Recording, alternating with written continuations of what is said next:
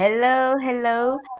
Welcome to the 11th Symposium of Architects. Thank you for joining us. We will have guests around the world. To conduct this program, we have joined by Noemi Paimal and Professor Nay Pinter. Welcome.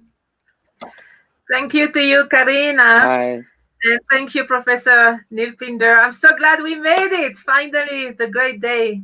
We have been preparing this symposium with a lot of enthusiasm for months.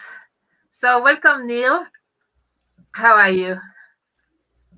Thank you very much. I'm fantastic. This is my first symposium, and I'm absolutely thrilled and delighted and honored to be invited by Naomi to sit on this symposium. And Carolina, thank you very much for having me. And let's hope that everything works out absolutely fantastic. And thank you to all the guests. And we had the collaboration of so many architects, young people, many friends of Neil, actually. Thank you for all the contact. Thank you, Karina, for the technical part as well. It takes a lot of person and organization to do the live. We are on Facebook and we are on YouTube. So don't hesitate to put your comments, to put questions as well, to share what you do. We want to know where you are, what you do as well. This symposium is a co-creation. We are all part of it. Neil, what are your impressions on the symposium? How was it for you? Basically, getting the people together and getting the architects together is absolutely amazing. Touching base with so many different architects around the world, it shows that there's a big heart out there with people who really want to work and to make sure that the next generation of people are actually engaged in terms of building their own environments. So I am absolutely thrilled that we in this little part of England, of the world, the Northern Hemisphere, is represented, and with your big Southern Hemisphere contingency, this should be absolutely amazing as we go through. And actually, I have the list here. We will have beautiful interviews of professionals from different countries. We have Bangladesh, yes, Belgium, Argentina, Canada, France, Holland, Netherlands, Indonesia, Italy, Lebanon, Peru, Portugal, Spain, Romania, Sweden, Surinam, UK, Uruguay, which is South America, and the States. And sometimes we don't have the interview directly, so we took the liberty to download some videos from internet. But thank you, everybody, either for the video or the interview, for your time, and to build up and co-build up, co-construct, co-create a new world through a beautiful vision of architecture, design, human approach as well of everything we do. I learned so much with this symposium. I'm so thrilled. At night, Neil, at night, I was closing my eyes, and I was seeing all the pictures and the design and the parametric and the beautiful ships. It was all blue and Yeah. colors, and so I learned so much. And by the way, we are going to do a new project in Uruguay with all these ideas.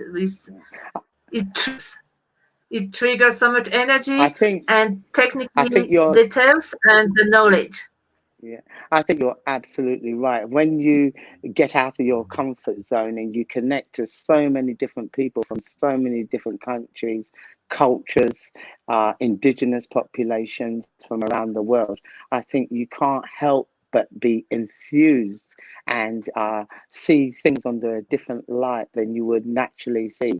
So, it has absolutely opened my eyes to the fact that yes, we have got so many brilliant people out there creating absolutely fantastic building structures and engaging most of all with young people and wanting them to actually see and define how their future, how they could live, how it will be. So this is going to be an eye opener, whether you've seen something like this before, which I doubt, but this will definitely open your eyes, and hopefully we want you to be engaged with what we're doing, worldwide collaboration. And as I said, I first met Naomi about last year at the Empire last year, and Naomi is absolutely brilliant. She has energy, charisma, drive, and she's the driving force. And she asked me to help to jump on board, and literally from people I've spoken to about her reputation is formidable, and she does really engage, and she does what she does, says on the packet. She delivers, and like she's delivering today with a beautiful French accent, should I say, because I don't represent necessarily the London accent, but yeah, she's delivering, and she will deliver for a long time to come. Over to you, Naomi. Yes, actually, I was so thrilled too. You know why? Because we have young architects as well, young designers in the symposium, and it gives me like so much joy to see all the young generation with so much ideas as well. That was beautiful. And you will see, you will see. We have today about 2 hours. We have tomorrow about 6 hours of symposium, and on Sunday about 5 hours as well. That's because before it was, a physical event in situ, and we had up to now 10 events. But this year we couldn't do it, together in a place. So this is the first time we do the event, we do the symposium online. But on the other hand, this permit to have, we were allowed to have more contact, more countries, more participation because it's online. So at the end of the story, we took advantage of the situation, and thanks to you, Neil, we got so much contact and so much teamwork, like we feel in a family, like a family feeling. And this is what I really like when we work with you, because you have a huge network as well, and it's a pleasure to. It's not work; it's like to be together to co-create. It's another level of working, of consciousness, of being together, and it's sweet because we are human, and the human part is taken part of. I think both the way, not only architecture, but the way we do things, it's a message to everybody. Thanks to you, Neil. Yeah.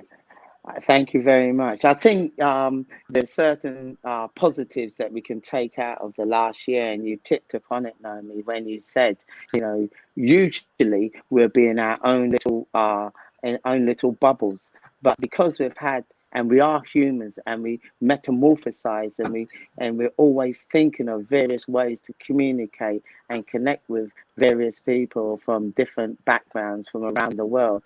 This last year has given us the opportunity to actually widen our horizons, look beyond the home borders that we usually tend to be enclosed by. And it's given us the opportunity to realize that there are so many like-minded people like us in the world that want to connect with us and want to reach out. And the young people that we've engaged with, they're just the sort of the bubble that makes everything. They're the people that add the enthusiasm. They're the people that makes people like ourselves worthwhile in what we're doing. They give us the enthusiasm, they give us the motivation, and they give us the energy. And the young people around the world, I keep telling them, you have the power and you have the control, and you can do anything that you want to do. And what you have to do is stay creative. And what you just remember one thing: creativity changes lives, and it also creativity saves lives, and it allows you to think outside of the system, which tries to get you to think inside of that square little box. So with you, with us, we can create absolutely fantastic, great things. Yes, and that includes everybody watching us. And I want to remind everybody too, all those recordings, the entire symposium will stay on YouTube and on our website, so you can always watch it later, share, and we can learn together so much. Yes, share this symposium and comment from where they connect. And Noemi, who's our first guest? Our first guest, it has to be Neil. Neil is going to open the symposium. We have a recording, we have a video with very nice material inside, and we want to invite everybody to join us to see the video of Neil. Let me introduce Neil Pinder because I have here all the information. Neil is the founder of Homegrown, and actually you can see the email down there. Yes, that's it, Homegrown Plus. And Homegrown Plus is connected with over 10 international architectural and fashion university departments, including the Pratt School of New York. And by the way, today we are going to listen to Dr. Harriet Harriet, from the Pratt School as well. Neil is an activist, educator. He's from the University of Liverpool, and they discuss discussing the powerful role of the student in architecture. The Homegrown Plus is an agency championing aspiring architects who may otherwise face barriers to the architectural profession. He had managed to inspire many generations, and I know because you are going to interview some of your ex-students too during the symposium, and they are very, very thankful to you, Professor Neil, because you put them into their vocation. And as well, all the new generation of designers from working class, Black, Asian, and minority ethnic families receiving national recognition for their work. So thank you so much. Wonderful job. You are just a mentor for so many people. We learn so much from you, Professor. And we will start with your video, if you don't mind. Yeah. Can I just say one thing before you start my Of video? course. Basically, I did the talk at Liverpool University. I teach in a secondary school. So, and the talk I did at Liverpool University was about power, control, and money, and how young people have the power control. Right. So, yeah, that's it. Thank you. Amazing. Thank you. Okay, let's watch your video.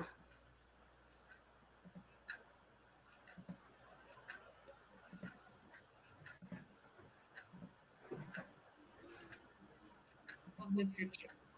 And today we are with a special guest, and I'm so pleased to introduce to you Neil Pinder.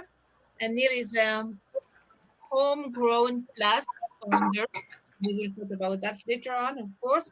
He's a teacher of product design and architecture, and he's a lot with young people, and he has a huge network. So welcome, Neil. I'm so glad we are together today. Would you like Hi, to, Naomi. to tell us more about you and introduce yourself? Hi, Naomi. Hello. It's absolutely fantastic to be touching base with you. And hello, everybody from across the world, wherever you are. Good morning, good afternoon, and good day. First of all, I'm going to show you one of my small edited version of my architectural film that infuses young people from non-traditional and traditional backgrounds to get Please. involved in the creative world. So here we go. And Neil lives in London. I forgot to say. Right, let's take it back to the beginning. Sure. Here we go.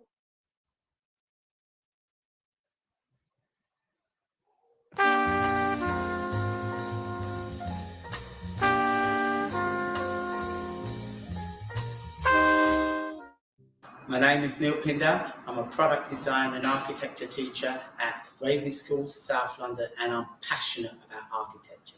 I've never worked with, been taught with, or another black person in architecture since 2009. I've never had a black tutor, I've never had a black co-tutor. I'm the only black tutor at the LSA. I've never worked with a black person in 6 years of practice. I don't think I've ever had a black client either. The profession is absent of people that don't like me. I've always been interested in architecture, but unfortunately, when I was younger, I never really knew what architecture was. So studying with Mr. Pinder for me was super important to where I am now, purely because he opened up my eyes to what design, architecture, arts is. What he does is he exposes people to industries that otherwise wouldn't have been exposed to. So it's the first time you get to meet an architect. It's the first time you get to talk to one or visit a building. It's the first time you get to draw in a way you wouldn't necessarily know that you have to draw. He basically exposes you to experiences which are unique, that most other school kids don't get to have, and it tools you up with the knowledge to be able to apply and get into the School of Architecture.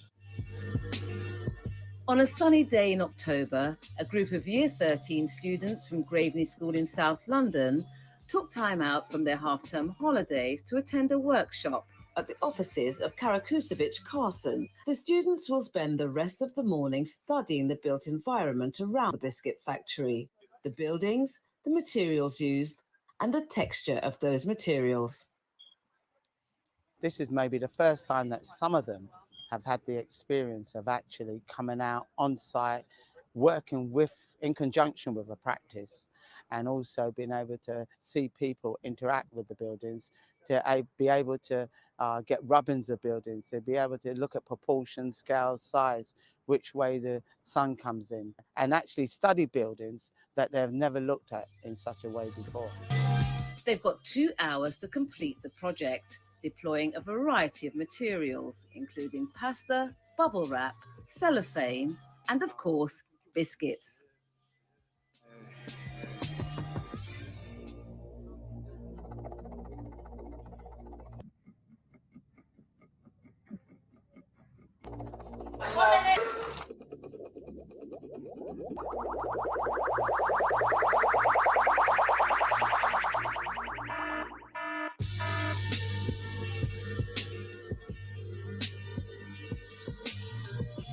As ever, the proof of the pudding, or should that be biscuit, is in the eating. So what did our Graveney School students make of their day at Karakusevich Carson? What I've liked about today is it does kind of reach on what you do in industrial design as well as in architecture. So it will help me to develop my design skills and stuff. There's a risk that diversity becomes a box-ticking exercise. It's about inclusiveness for its own sake.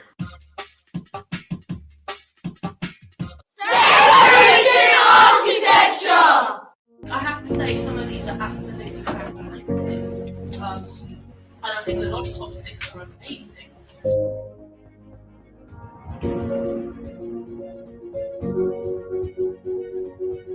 We're going to walk back to the Royal College. It's about a 10-minute walk if they're free.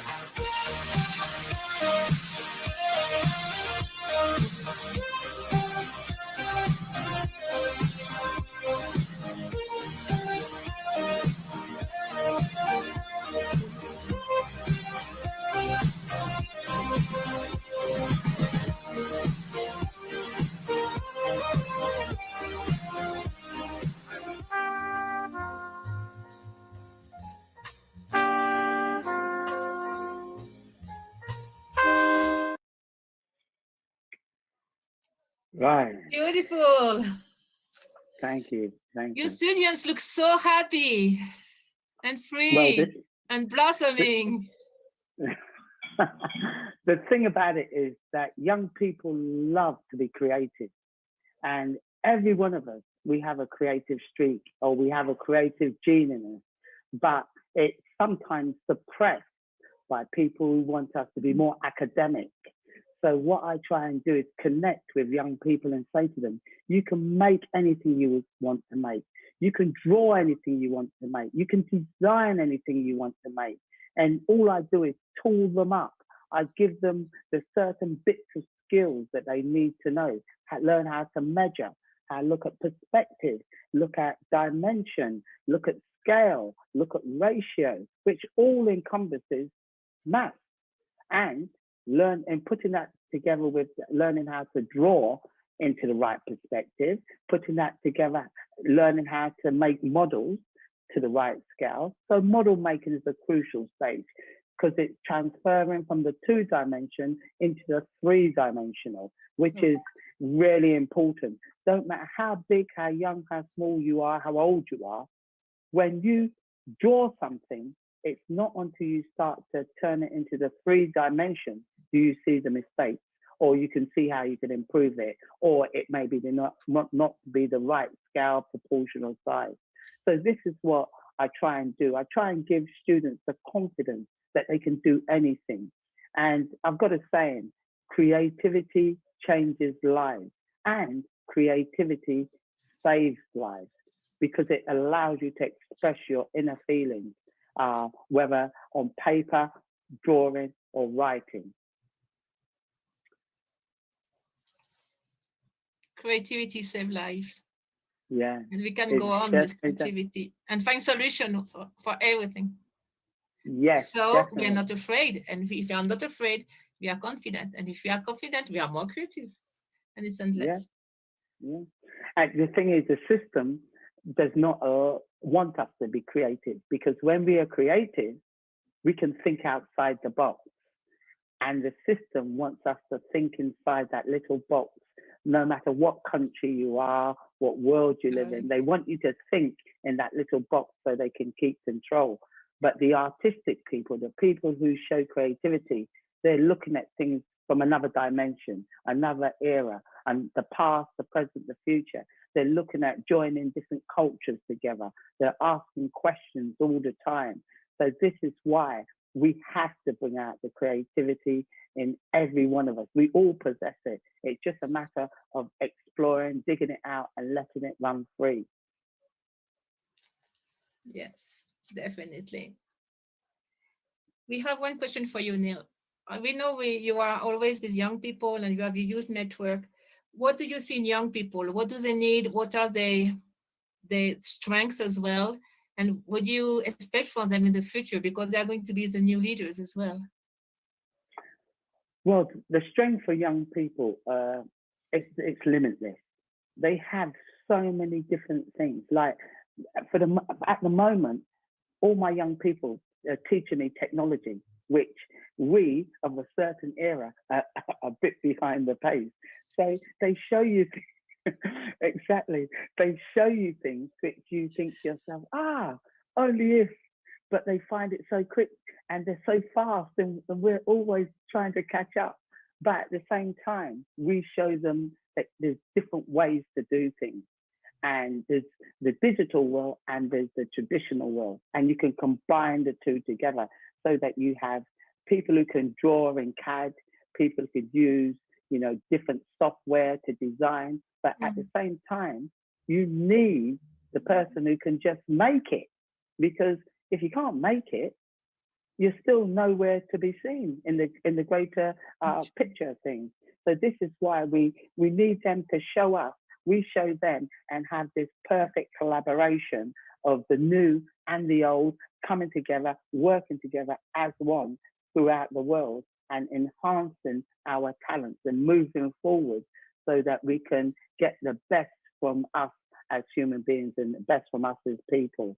So the future, I see the future is really bright with young people, just giving them the opportunity and giving them, just say to them, do what you do, but bear in mind this, and it's good in their hands. Don't forget, we were young ones and we were revolutionary ones and we thought outside the box ones. So it's to give them the same opportunities, to give them the same encouragement that some of us got from our parents, from our teachers, and teachers are quite important in this sort of scenario because teachers are the ones who see the talent. They recognize it and they're the ones who nurture it, whether they're teachers, lecturers, helpers, they're the ones who bring out the sparkle, the brightness, the diamond. Beautiful. Yes, definitely. And I wish your message will go all around the world with this symposium and much more. Actually, you have more news for us. What's following up with this Symposium of Architecture 3000, 4000, 5000? So what we're working at this present moment as we speak with the fantastic Naomi as well. We're working on from small to big to small. So what we do after this symposium, which is big, but before that, we work in our little groups, which is small. We make these micro connections, whether we make them in school, whether we make them in university, whether we make them in our workplace, whether we make them in our social lives. We make little connections. And these connections of like-minded, creative people are always giving little bits of information to each other so that we change this, metamorphosize this, enhance this, etc., etc. But they're the small connections. So that's what we're working with every single day of our lives, the micro connections, the small connections. And then when we come on these big connections, these big forums, and this has only been possible because of the last year, because of the pandemic, because of Black Lives Matter. It has enabled us to press the stop button and say, what we was doing before, we wasn't connecting really to people who had the same affinity, the same creativity as us. So what we've done now is I've connected to you, and I wouldn't have connected to you most probably like this if we was in the last part of the century, you see. We wouldn't have connected. So now that we're connecting, we've gone big. And what we have to do now we've gone big, we have to learn from each other. We have to stay connected to the mainframe. So what we're also creating is parallel learning collaboration and parallel working collaboration. And within inside of that, we have to set up parallel working systems, which enable us to move around, to get together. We don't want to threaten the main system. We don't want to challenge the main system, because if we start to propose a threat as to be a threat to the main system, they will try and take us down. They would try and take us apart. So what we want is parallel working collaborations. I'm working with you, you're working with somebody else. This is how the big is. And then once we learn all of this, we go back to small again, which is our micro groups, where you will go back to your classroom and say, right, I've learned this. I will go back to my classroom and say, I've seen this symposium and I've thought to myself, let me take a bit of that, put in my classroom. So that from small to big to small. And this is how we're learning. And if we start to connect like this on parallels, and we work out, as I said to you, parallel working collaborations and parallel working systems, then we will move ahead creatively, inspire people from all the way around the world to get connected to us like the way they're connecting to us right now at this very moment live. So that's one thing that from small so to everybody big, is invited. It will be June and it's online, and we can all make the groups and all that. So yeah, be aware in June. Save the date. So- We will for this huge meeting. Too small, too big, too small. yeah. And and so something they else can, as well, right? yeah, and so they can also connect to me via LinkedIn. So on LinkedIn, Neil Pinder, connect to me. I'm always posting, and I'm always posting and liking this, liking that. I introduce people to parametric architecture, design, etc. So you'll see all the posts from Neil Pinder, just linking to me, and we can connect with each other through that. And so that's in June. And then in July, which I know that Naomi, because she attended my last one, it's called GLAM Goes Global. And GLAM stands for Gucci, Louis Vuitton, Architecture, and Me. And what it is, it's to infuse young people to think outside the box. We've got these big multinational companies, and everybody see their name everywhere, and they're like a diamond to a magpie. So magpie being the bird, yeah. And so what we do is we say to them, look, come and have a look, And once they have a look, it's a fusion between architecture and fashion, fashion Yeah. and architecture. And we're doing Glam Goes Global Summer Ball. So it will be another Zoom event worldwide. We ask everybody to collect all of their recycle, their waste. It's totally sustainable. So you don't have to buy anything. All you do, collect all the boxes that you have in your houses, all the cans, the metal, plastic, whatever, collect them all together. And on this specific day, we pair up architects and fashion people together, and then they come out and they're going to be making a wearable piece of architecture that they can turn in and wear. And we have a catwalk on, so it's over a weekend, a Saturday and a Sunday. And on the Sunday, you can strut your stuff on the catwalk. And if you're really good, you can have a little fizzy drink in your hand, pretending you're at a ball, and dance the night away. And I'm usually the DJ. So you are the DJ. I am the DJ. Great, wonderful. And if you want music, whatever music you want to play, when you see the advert goes out on LinkedIn, get it, and it's all totally free by Eventbrite, and get your ticket. I'm the DJ. Tell me what music you like, and I'll play your tune so that you can walk and strut your stuff to whatever tune you are, wherever you are in the world. So we stay in touch to know exactly the date and how to connect. This is so important. Oh, and you have the book too, don't you? Of our common friend Sabrina Ben Salmi. She's a wonderful woman, the mother of 5 incredible children and young people. Do you have the book in your hand? Can we see the cover? It's a printed book, paperback. Yes. How to future-proof your child, the new norm. Yes, I knew she would do that. Yeah, you see it? Yeah. So you just got it? It's just brand new. Yeah, it's brand new. Just literally, it came into me through the post about an hour ago. Wow! Congratulations, Sabrina. And so, and I've got a page. I've got one page in there. So if you care to, see it, but Sabrina is absolutely amazing. And I say to you, if you see this book online in Amazon, if you see this book anywhere, if you please get it. It's about how to future-proof your child. Basically, I got together with Sabrina and we was talking, how do we encourage our children, our students, to be more resilient, because of this situation where people have lost jobs, they've lost time in school, some people have suffered from mental health issues because, we are social creatures. And we like to connect, we like to talk, we like to touch, feel in love. Yeah. And we like cuddles. Yeah. And so during this pandemic, we haven't been doing what we do best as human beings, love each other, care for each other, hug each other.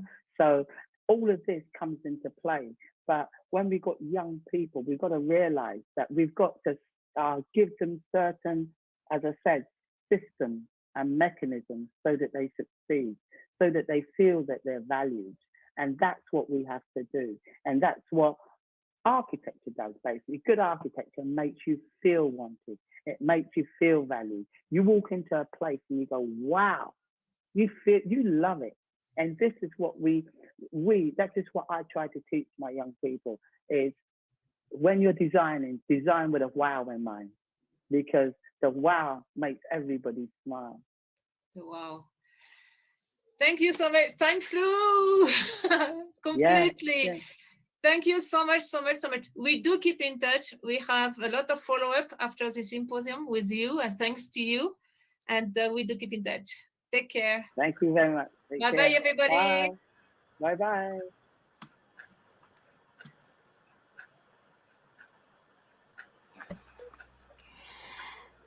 Wow, congratulations, Professor Neil. Very interesting this project. Making a small change in us, we can make them outside and make those small connection to share and learn from each other. Thank you. Noé, thank you for you being a bridge of this information. Thank you. And I invite you to share this symposium and comment from where you comment. And you can comment in English, in Spanish, in all the languages. Karina knows all the languages. Puede comentar en español también, que no te dé vergüenza. Estamos en familia. Comparten y díganos de dónde están. Sabemos que hay gente que nos ven ahora mismo, de dónde vienen. Where are you from? What do you do? We want to know about you as well. Así que you can comment and share, please. We are waiting for your voice. We have two comments. Mechita Alejandra, hello from London. Hello, Mercedes. Amazing. Neil, amazing ideas. Thank you. Thank you very much. And Joana Moyano, saludos desde España. Greetings from Spain. Thank you. And tell us what you do as well. You use on architecture. Neil, go on, Neil, please.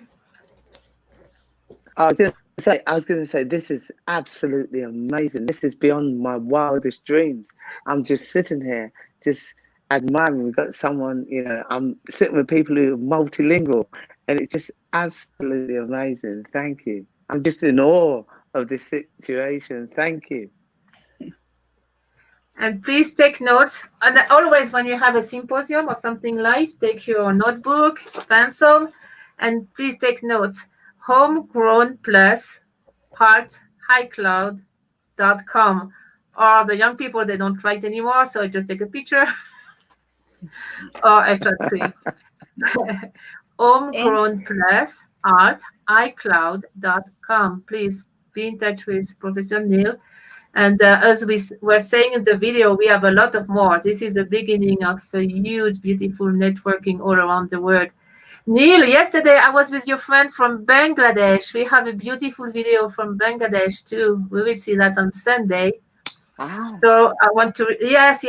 And she will connect with China as well. So I want to remind you, we have so many countries tomorrow and past tomorrow. So we keep in touch. But you have more for today as well. Karina, you wanted to share something? Yeah, and for more information about this symposium and other symposium, visit our page www.education3000.info. Thank you. Yes, education with 3 O's always, just to make it different. Education3000.info. You can download materials, books, videos, handbooks. It's all free of charge. It's for the whole humanity. Yeah. We have an expert in business and educational innovation, no? Yes. Which video do you want to see right now?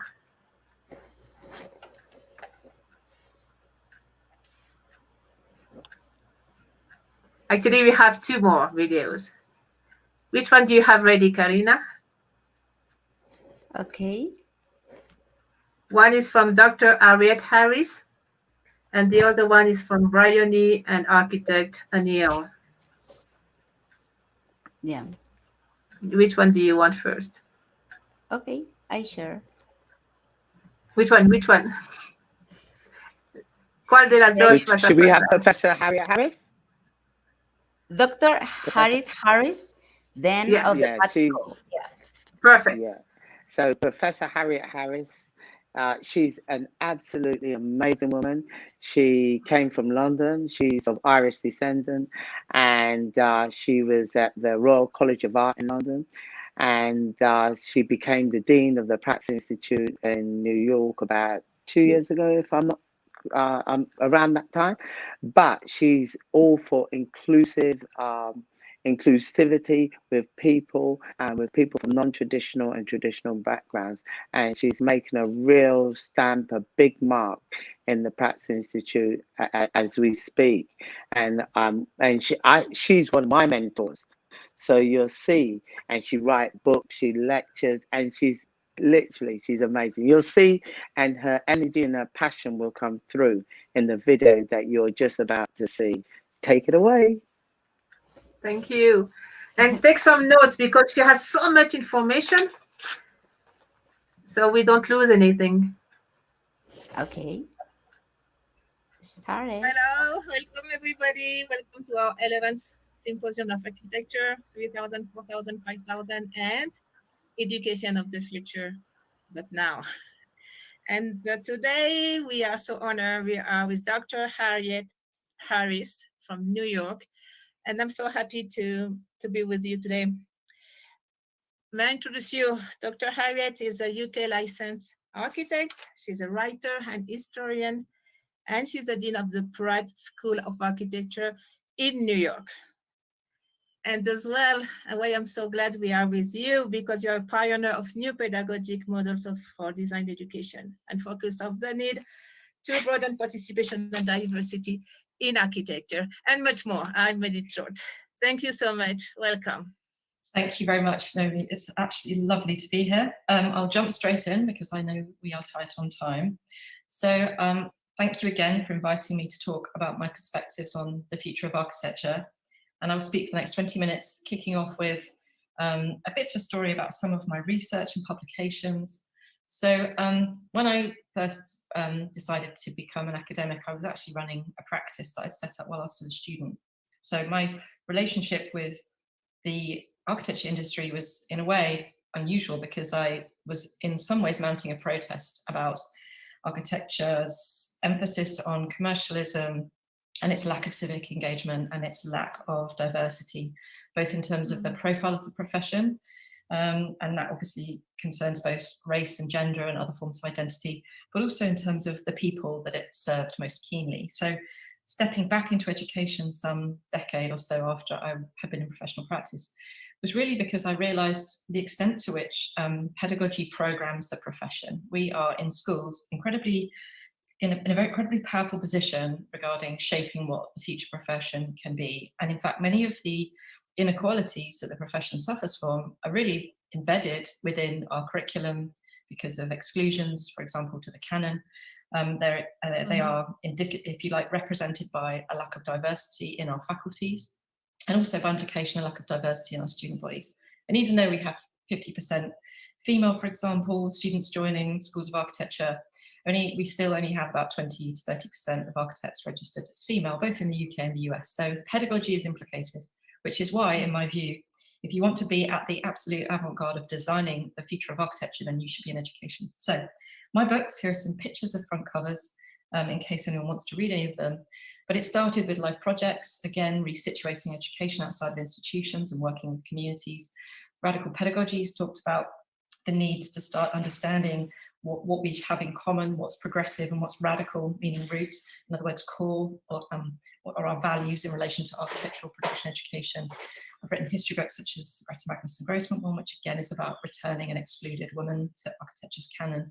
And other books that look at moving beyond the Western context to look to global South pedagogies and also questions of gender and representation in architecture. So, you know, we're here to talk about the future of education to some extent, and I think that one has to think a bit about, well, what future is there necessarily? So we love to think that architecture will just keep, you know, lasting into the future, but we don't really know. What we do know about architecture is that it has got to be one of the most interesting undergraduate and also most powerful undergraduate degrees, because it's really the love child of many other disciplines in that it draws intelligence from so many different epistemologies, meaning bodies of knowledge, but it's also got an ability to synthesize and work between lots of different methodologies, lots of different outcomes. And in many ways, that's what makes architects and architecture students incredibly fortunate, because you have an agility, no matter what the future is, to kind of bounce between all these modes of operation that will serve you well independent of what professional context you end up in. But there are some other questions we need to consider really if we're having a very, very serious discussion about what the future of architecture is. And that's really whether or not we'll last at all as a profession. So for example, professions are a modern invention. Architecture is a profession, it's not even 200 years old. So it's relatively recent in relation to many disciplines and ways of doing things. Medicine, for example, is thousands of years old. So it's interesting then to think about what we can potentially, or what role we might play in the future of the world, but also in relation to whether or not we'll survive into the residual 15% of jobs we'll be doing in 15 years' time. We also know that architecture relies heavily on automation, such as CAD and BIM and things like that. So, when those technologies take over, what will be left in many ways as these technologies advance and have, if you like, incursions onto what architecture's function is. And of course, again, our role gets diminished. We also know that we have an even bigger kind of broader crisis that isn't just tech driven, but very much about the climate in which we all exist. So we are at the moment 5 degrees away from another mass extinction, the 6th in fact. In the last 5 extinctions, by the way, the majority of life gets completely wiped out, between 74% and 92% of life on the planet. So again, we might think about, will architecture survive as a profession, when in a way the bigger question to ask is, will humans even survive past the next extinction? So we also know that architects don't necessarily by default have an ethical heart. We are the main consumers of rainforest timber. We are also within our supply chains, in other words, the materials we use to design buildings and make buildings, specify for the interiors. There are a number of slaves working to extract those minerals.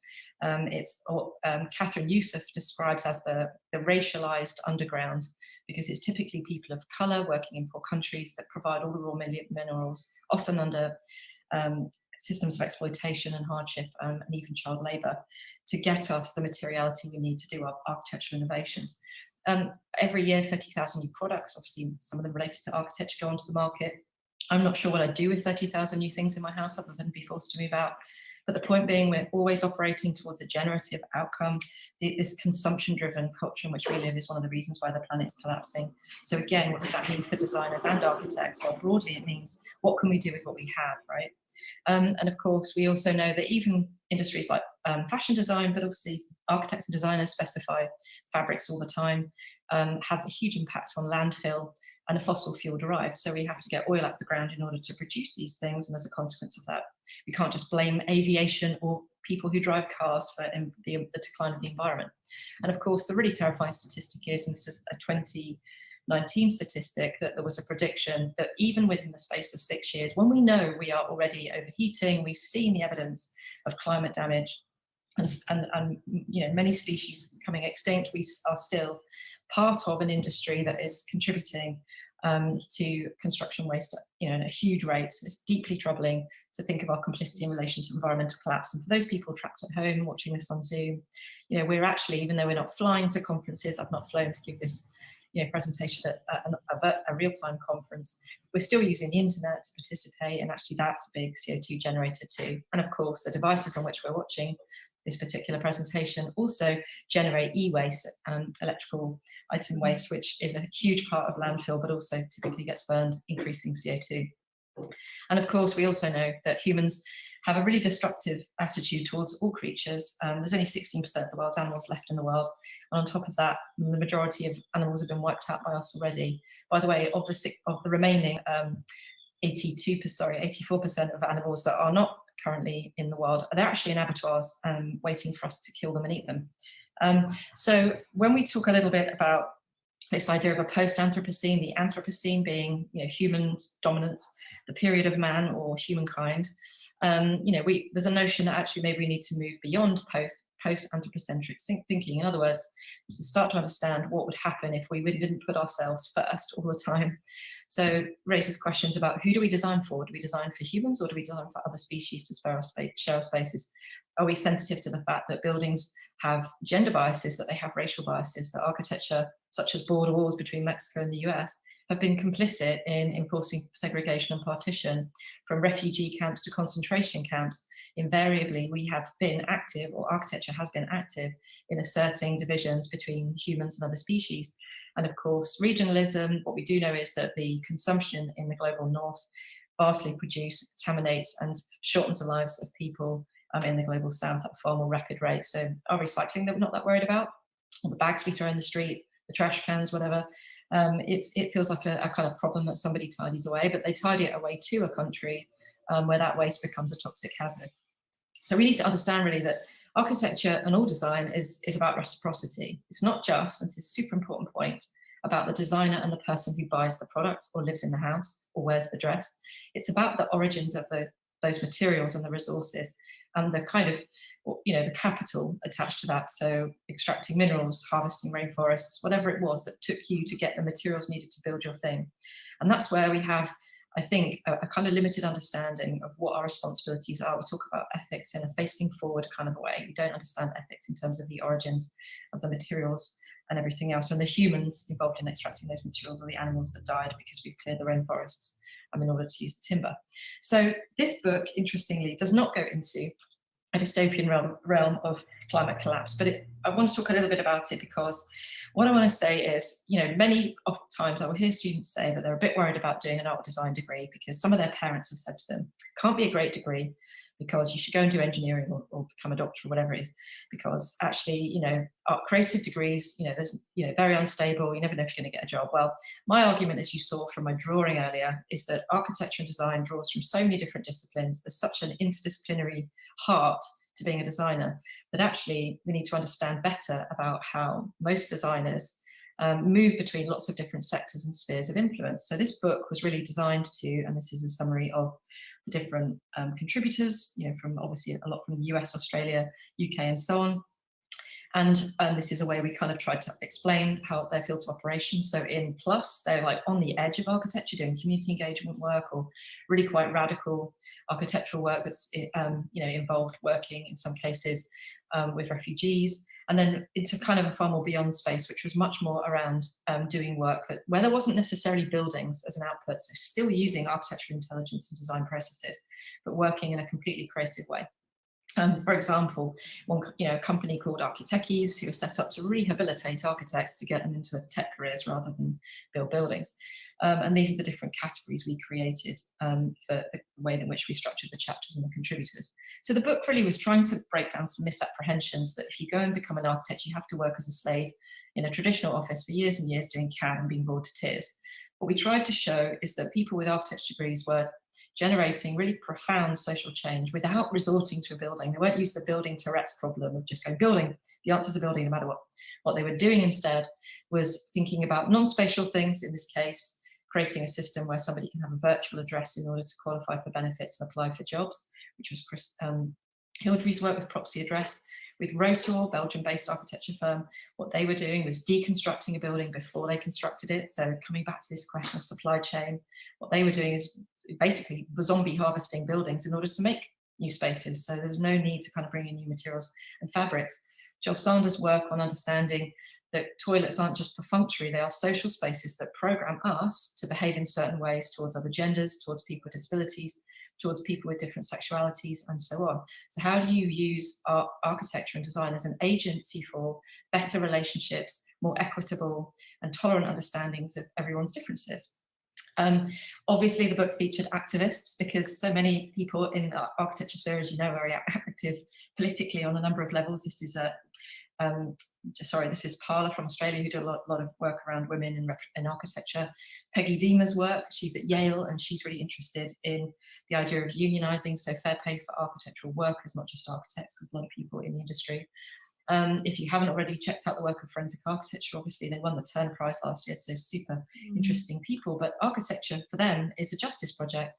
What they do is they use architectural methodologies to capture, by scanning buildings and understand who bombed who, and using these forensics, hold governments and regimes to account for the loss of human life, and actually, in many ways, perpetrations on the part of regimes. And so they work on the kind of cutting edge of using almost the forensics of architectural modelling and capture as a means to create a sort of system of justice for these regions. Assemble, of course, they were previously Turner Prize winners several years ago, but this is again looking to this idea of you don't have to go into a hierarchical practice model, you can create a collective which is horizontal and everyone is equal, and it's deeply interdisciplinary. So again, architects working with fashion designers, textile designers, product designers, and so on. And that's how, and artists, of course, and that's that kind of community of porosity, if you like, between these different disciplinary practices. And of course, in Robert Mull's case, with the Global Free Unit, recognising architecture can provide immediate solutions to crises such as having a refugee camp bulldozed. So this is Sangat refugee camp in Calais. Both he and I used to work there on separate initiatives, and one day the French government just turned up with a bulldozer and levelled the whole thing. So there was an immediate need to find for people to have shelter after this occurred. In Joss Boy's example, she was a former member, a founding member of MUF, sorry, not MUF Architects, Matrix in the UK. She does a lot of work around these kind of bodies that are non-compliant, such as people with disabilities, and how architecture intentionally excludes them spatially. And interestingly, Miriam Bellard's work, it may be a surprise, in fact, that Grand Theft Auto was invented by a woman and not some spotty teenager eating Doritos on his father's sofa. But the other thing about it is that she was an architecture student, and so she's using her architectural thinking to create a game space, and obviously the most highly regarded game of all time. So interesting again to think about all of these people have come from architecture, and all of their processes and their outcomes are vastly different, and in many cases, if not most cases, not a building.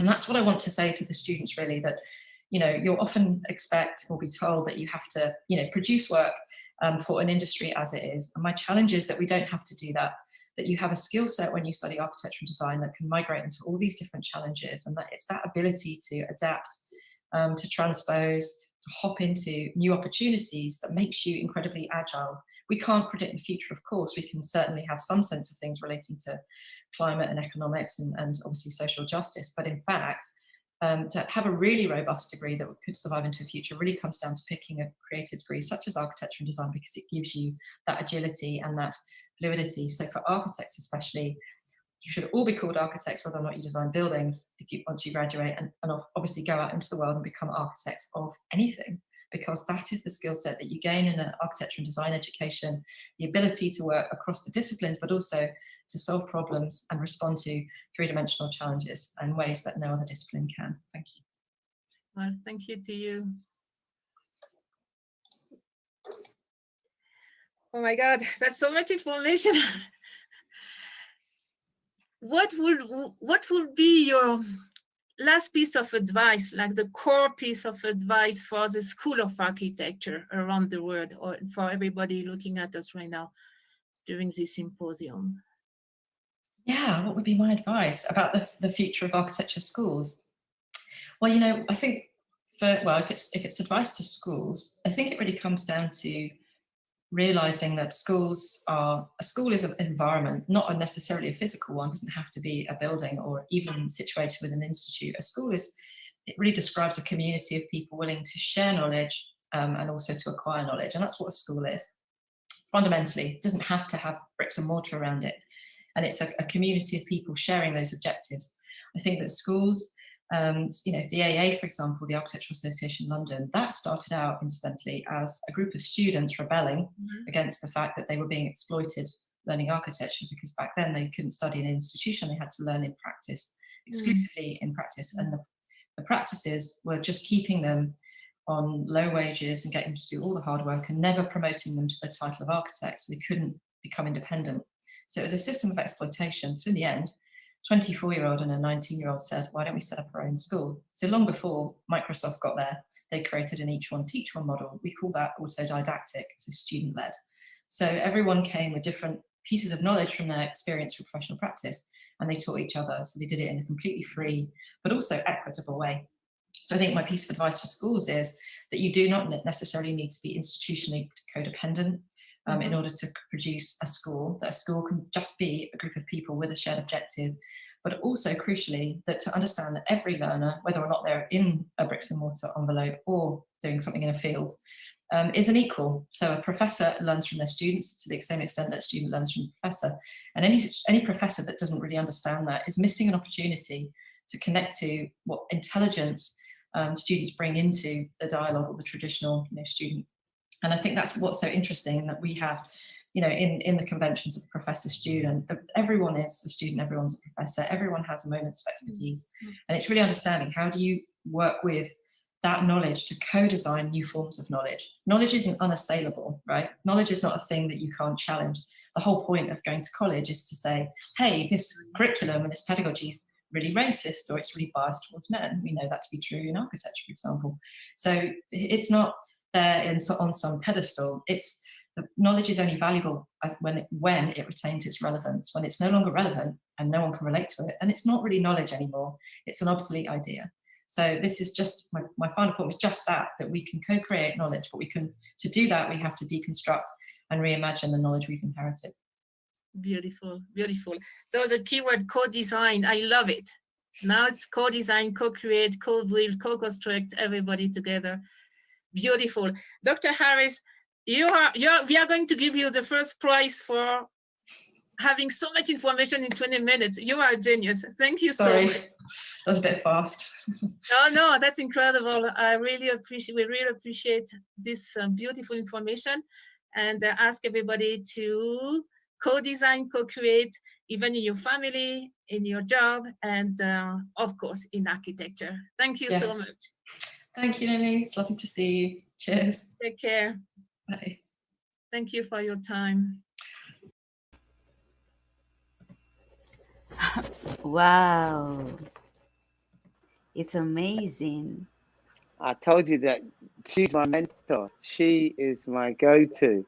And I talk to her in New York on Sunday mornings usually. And she's, as I said, she's like an encyclopedia of everything that you want to know. She's the font of knowledge.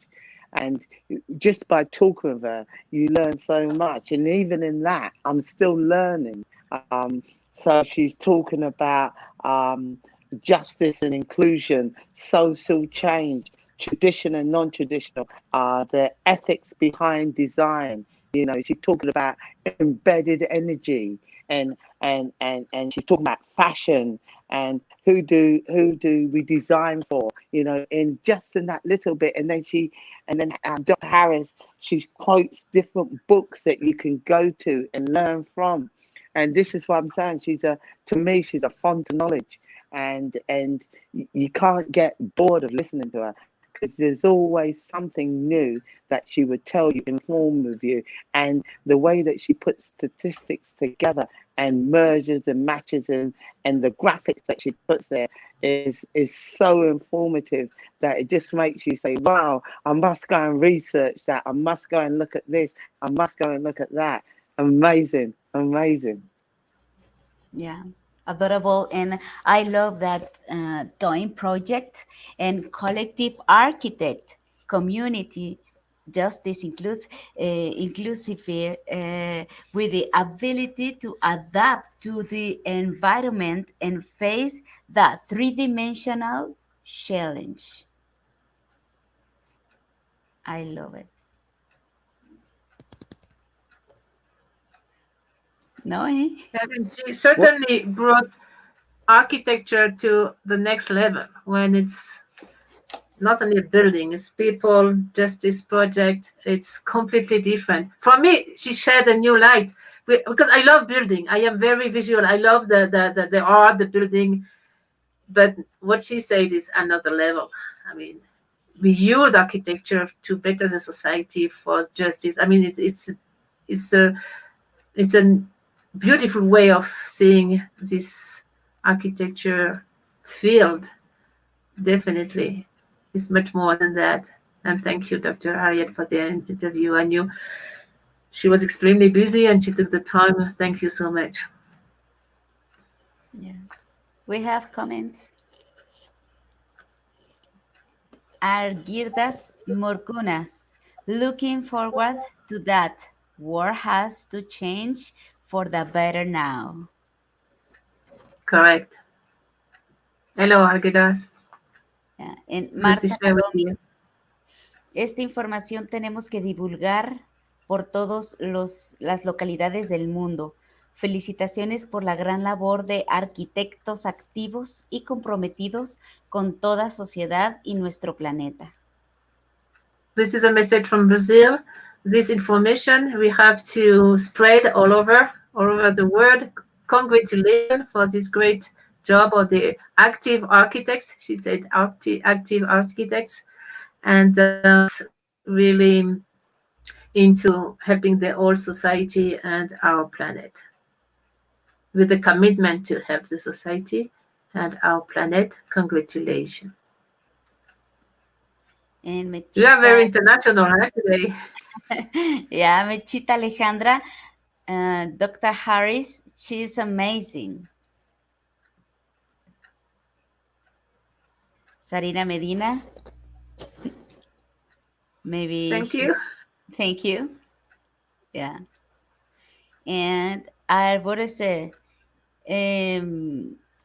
estou amando esta informação, muito obrigada.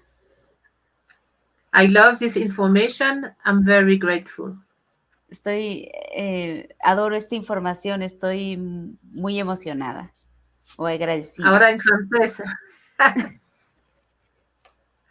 No, it's a joke. Thank you so much for your comment. And please keep on commenting and tell us where you are from and what do you do and why you are involved in architecture, design, and co-building a new future for the whole society and for the planet Earth. Yeah. Neil, do you have more comments? No? Yeah, I mean, I'm just admiring the comments that are coming in from around the world, South America.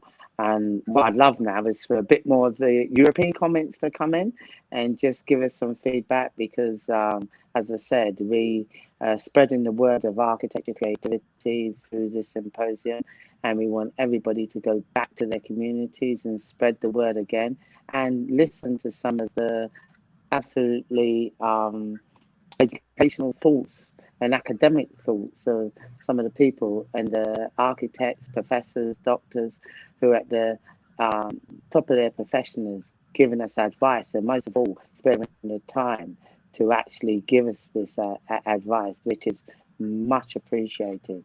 Thank you. Thank you. Thank you, everybody.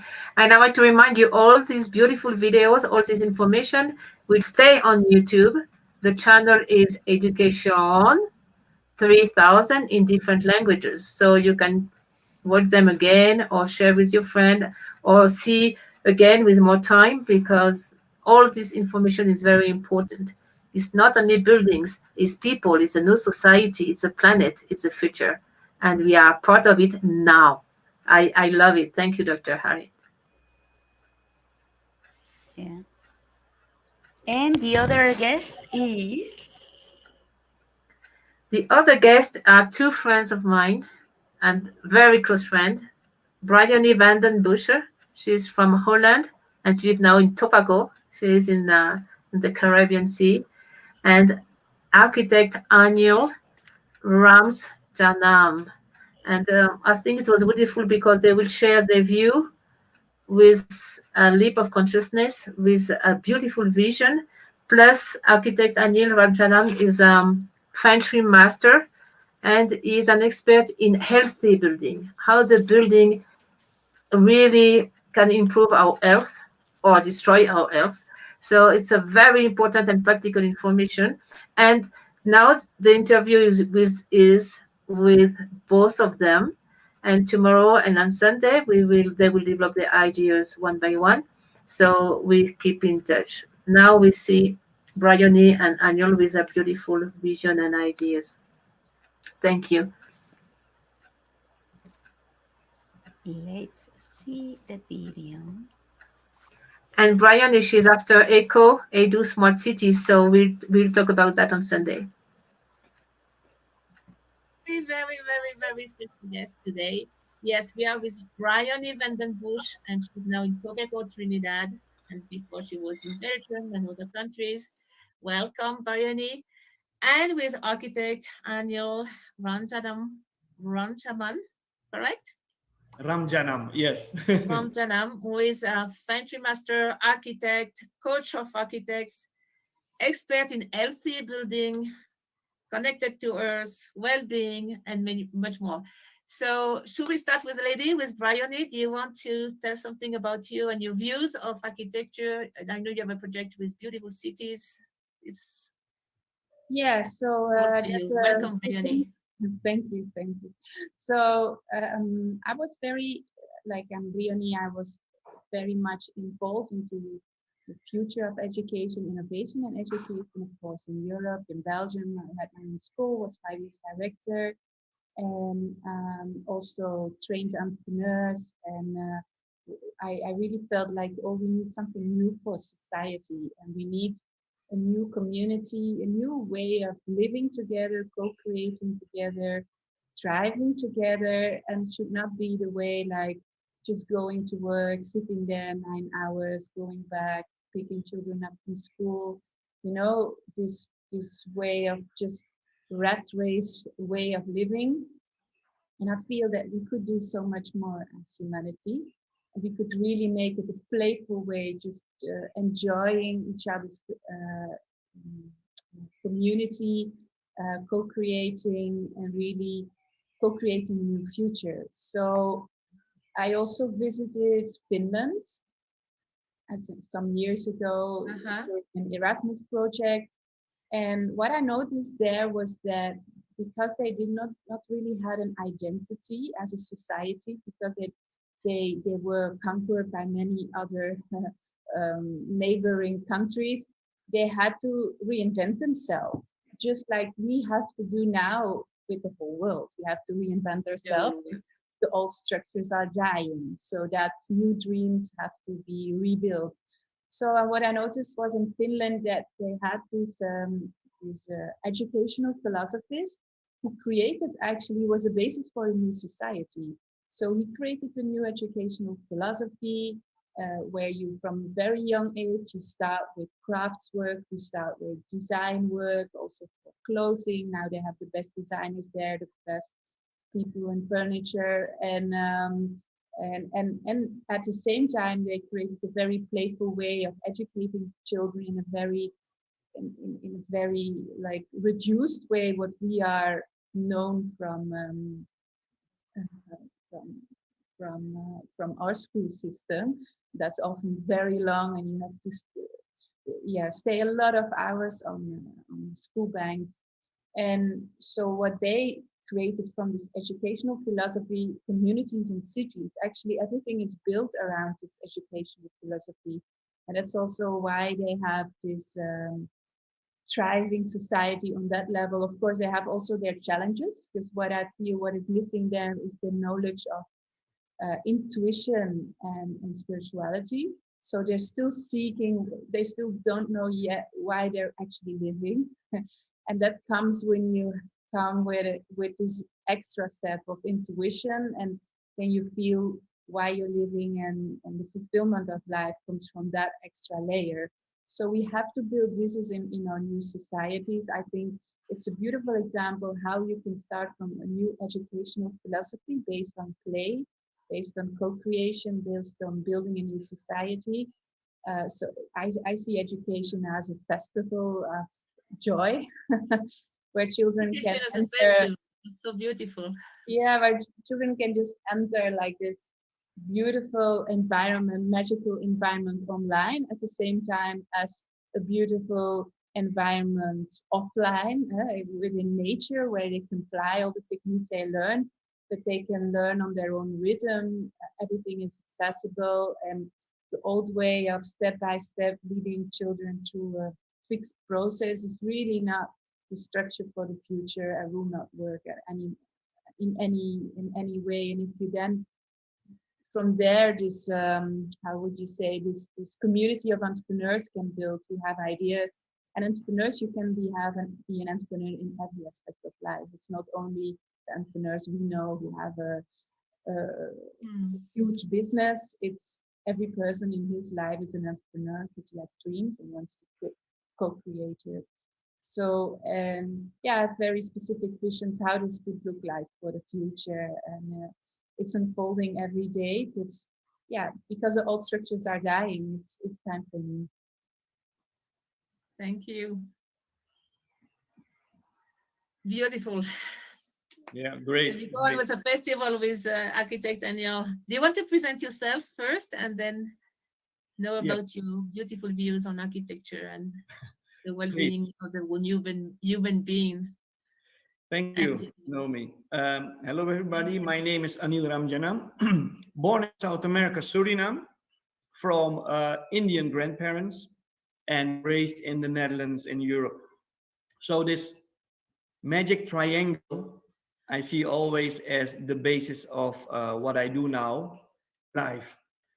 So I'm an architect, specialized in the knowledge of Feng Shui. That is the Chimek Feng Shui is uh, a high-end school of Feng Shui. And what we do is we focus on building healthy, well-being buildings where people can really have a healthy life. So what we do now is we are lectured in a way on architectural school to build technical buildings, very rational buildings. But there is no connection with Mother Nature. There's no connection with our humanity. So the human factor is gone. The human factor is gone in our society. The human factor is gone in our food. The human factor is gone in our lifestyle. The human factor is gone in our buildings. And COVID is reminding us now that we have to go back and reconnect with our nature. The best vaccine is your immune system. If your immune system functions properly, high end, it can cure every illness.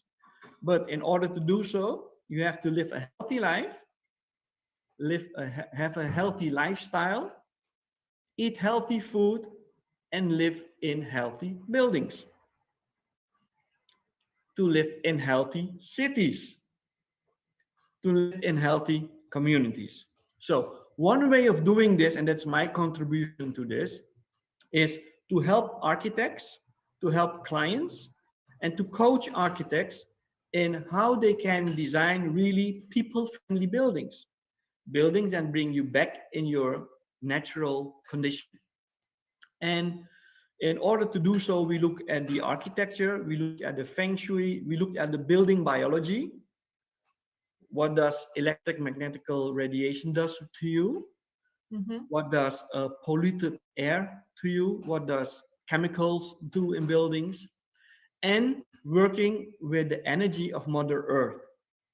We forgot this knowledge, but in the past time, the ancient Greeks, the ancient Egypts, the Indians, the Chinese, but also the Incas and the Aztecs, they used the knowledge of Mother Earth to build their buildings. Where not to build and where do you want to build? So this knowledge is gone. And the Chimek Feng Shui is bringing this all in one. And I am very proud and honored to say that I am one of the senior masters in the Chimek group. That is, by the way, I want to mention his name, Dr. Jess Lim, who is the founder of this organization and a Chimek Grandmaster. And what I see now is when you design building in such a way, or you coach other architects how they can design healthy well-being buildings, people really make a connection to these environments because your whole antenna system that is very profound connects with this building. And then you see people get a smile on their face. They use less coffee in the building. They don't smoke so much anymore. They don't need a Red Bull at the end of the day to have more energy. And what we always say that when you have worked or lived in a vitality building, at the end of the day, you go home with more energy than you came. So, wow. and this. I'm so impressed. This is it. Yeah. So this is the future. This is what we have to do, and it's not difficult. It's using our intuition more. What ladies do when they are carrying their child, they intuitively communicate with the children. A mother knows exactly when a child has pain, is hungry, or is in fear. They don't talk, they communicate in a different way. This kind of communication we lost. Tribal people, they know it. They know when a tsunami is coming, they must go to higher places. In nature, the birds know when the winter is coming, they start flying to warm areas. We humans have this ability, but we lost it. And with new techniques coming up, but also embracing all techniques, we can reconnect to this natural energy, and you can create a healthy environment, healthy buildings, live a healthy lifestyle, so people are more healthy and live a long life in good health. So that's what I do. It's a blessing to do this. It's my passion. It's not working at all. And I like to contribute this to the world and to share this with as much as people as possible. Wow, it's so beautiful. I'm so impressed. Yes, we are tuned, the three of us, totally. Look, everybody, I promise, and promise people looking at the symposium, we will do an interview with Bryony, so you can tell us about those beautiful cities of the future. And definitely as well, an interview with architect Daniel. And I'm sure you can show us all your project work. And maybe we can close with a short message for the parents and the teachers and the architects who are watching us. What about Bryony first? What would you recommend our viewers right now? I would just recommend use your imagination, and because everything in the quantum field is already finished. So like creation is already finished. So this means that the potentials in all potentials are there. And if you just go towards your imagination and just imagine how it will feel when you walk in these cities, in this environment, in this building, which is totally in line and attuned with you, giving you energy. And the more people imagine that it's already done, the more it creates the reality into life. So I think that is what we can do now. If you are an architect or not an architect, you can imagine, and everybody can imagine. So just imagine what you would love to feel and what you would love to experience every night before you go to sleep. And yeah, this is a tremendous help for the world worldwide. Thank you. It reminds me also of a song. Imagine all the words. Yes, yes, definitely. What about the architect Daniel? Yes, my message to the viewers would be listen and look at your children. They are the best teachers now. They are still pure. They are still connected to their inner intuitive energy, and they are not spoiled by school and education systems, what is going on in the world. Furthermore, try to look at your food, what you eat. Eat less processed food, but eat as natural as possible and eat plant-based. Furthermore, when you have your home, make it airy, ventilate as much as possible, because we forget how it is to live in a healthy air environment. We live in air-conditioned buildings. Open your windows, sleep with natural ventilation, don't sleep with air conditioning. And so these three things, look at your children. My best teacher is my daughter. So eat healthy food and live in a healthy home. Start with ventilating with natural energy. So I hope everybody wrote down. We always have in the symposium, we have always a huge exercise books with all the notes, and furthermore to do it, not only write down. Thank you so much. We see you with the next interviews. You take care. Have a very good day. And see you soon. Thank you, Bjorn. Thank you. And have a beautiful Sunday. Thank you. Namaste. One.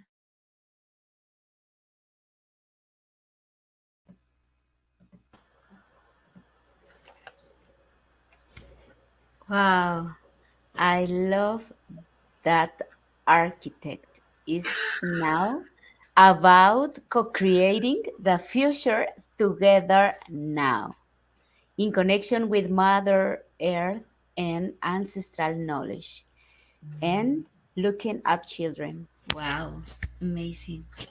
Thank you. We said architecture is about buildings. It's about life, and it's about the entire way of living. So can you imagine an architect talking about food and children and well-being and We seem to help have you with some your house difficulties. and your family? It's that's a new word. We are a human society again, taking care of the planet, of the children, of oneself. Beautiful. It's amazing. Beautiful. Yeah. And we have some comments. Yeah. Marta Colomi say, es cierto, es increíble, pero es real. Solo recuperando la sabiduría de nuestra madre naturaleza podemos reconstruir nuestro hábitat en armonía. Así solo podremos restablecer nuestro equilibrio. This is true.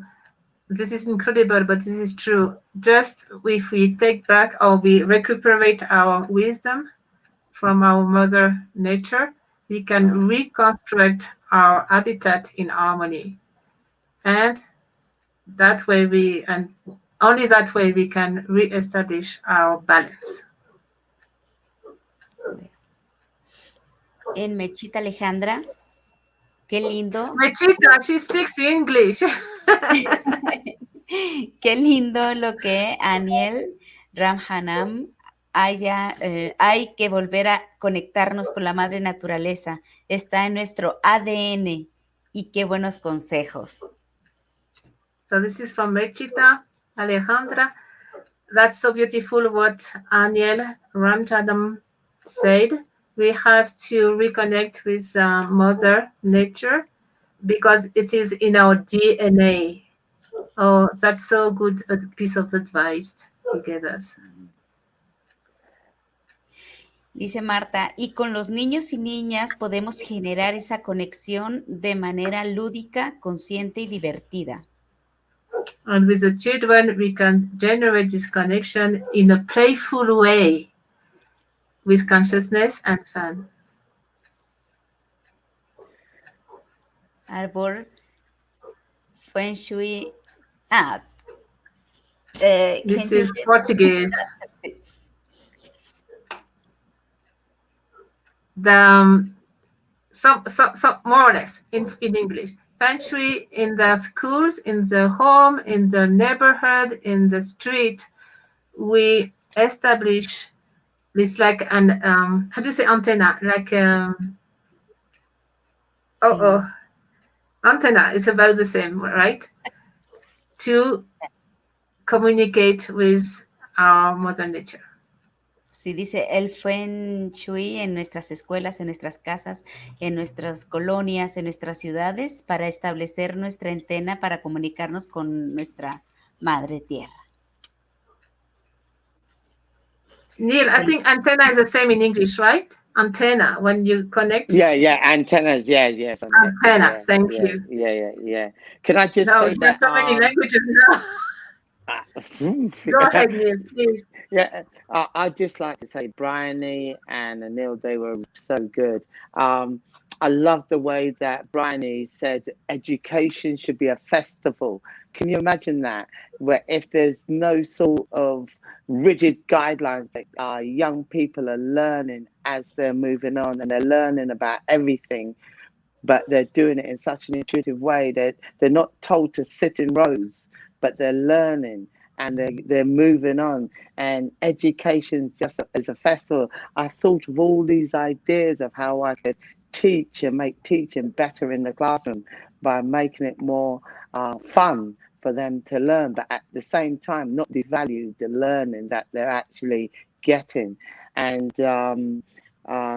new educational, experimentational, she said. We got to make it experimentational. And I think one of the traits and one of the threads that's moving through all of the people that are speaking is that, yes, we have to make a change and we have to give back more than we're taking. And Anil, who's gone back to feng shui, and I'm quite spiritual myself, and so I could see so many synergies in what Anil's saying. So he was basically saying the triangle. He spoke about the triangle, and which I thought was an amazing way of looking at things, because I know triangles are one of the strongest structures that there is. And if we go back to thinking of education joining together, communicating as a triangle, and going back to basics, going back to the traditional, what was there before, what Mother Nature gave us before, I think, and you grasp those and move those on into the present day, I think that, well, I know that we will make a better future in terms of, you combine that with what Professor Harriet Harris was saying about how the waste and the fashion industry was making so much waste, and how much we was producing so much waste. If you take that and add that to Neil, and he's saying, right, what we have to do is work with nature now, because we started off by working with nature. Now let's just go back through this year, learn and integrate more nature into our daily lives, and we will become better people, and we would have a longer society. And don't forget, and I keep on telling my students this, we only got one planet. We haven't got 3 Earths. There's only one Earth. Yes. We have to take care of her. And I like to say her because like a living being. I can see Aida is online.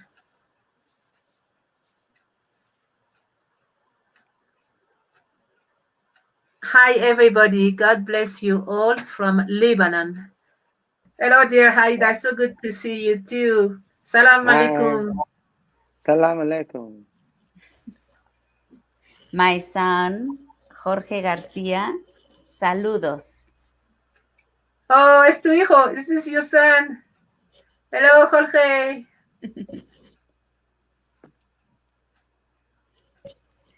Oh, it's amazing. And Noe, you have a surprise for us?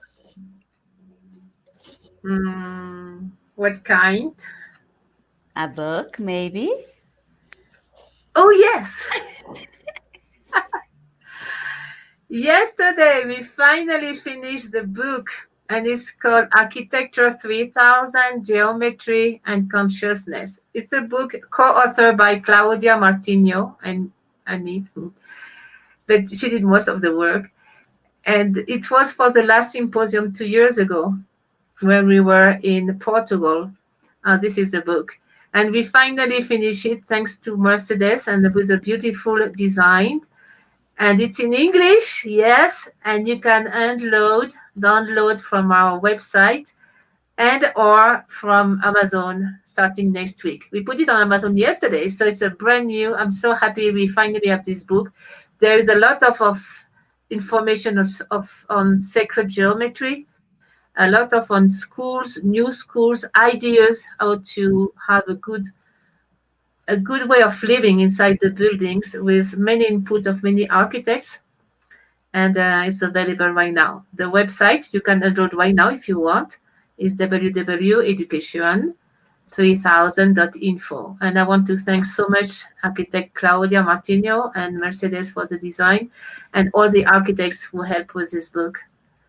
And this morning we were offered to do the book of this symposium, so maybe we will have the second book soon with the information of this year as well. So I'm very thrilled about that. So it's not only a symposium, it's to have books and to have videos and to have a network and to do it. To talk is not enough. It's to talk, do it together. This is a message of today. And thank you today for you, Neil, for Dr. Harriet Harris, to Bryony, to Anil. And we will go on tomorrow with much more. Today was the opening, the appetizer. We have a lot of material tomorrow. We will start at 3 o'clock UK time, because it's about 5 or 6 hours of interviews and videos. Like, we will start with, of course, Venus Projects. That's a video with Patrick Shoemaker. The video Zaha Hadid.